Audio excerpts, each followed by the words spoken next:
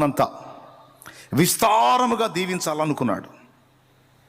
అనుకున్నప్పుడు ఒక్కగానొక్కడై ఉన్నవాన్ని అడిగాడు, దా ఇవ్వు. ఆ బిడ్డని ఇవ్వటానికి సిద్ధపడ్డప్పుడు అబ్రహాము బేరం ఆడలేదు. ఉన్న ఒకడిని నీకిచ్చేస్తే ముందు పుట్టినోడేమో అరణ్యంలో వదిలిపెట్టమన్నావు, వాడు పోయాడు. ఇప్పుడు చెప్పిన మాట ప్రకారం ఈ చిన్నవాడిని ఇచ్చావు, ఇస్సాకుని ఇచ్చావు, వీడిని కూడా ఇవ్వమని అడుగుతున్నావు. మరి ఇచ్చిన తర్వాత మళ్ళీ ఇస్తావా? ఏమాత్రం ఇస్తావేంది? ఆయన ఇవ్వమన్నాడు, నేను ఇచ్చేస్తా అంతే. ఇవ్వని ఇవ్వకపోని, ఆయన ఏమన్నా చేయని నాకు అనవసరం. ఆయన కోరాడు, నేను ఇస్తా అంతే.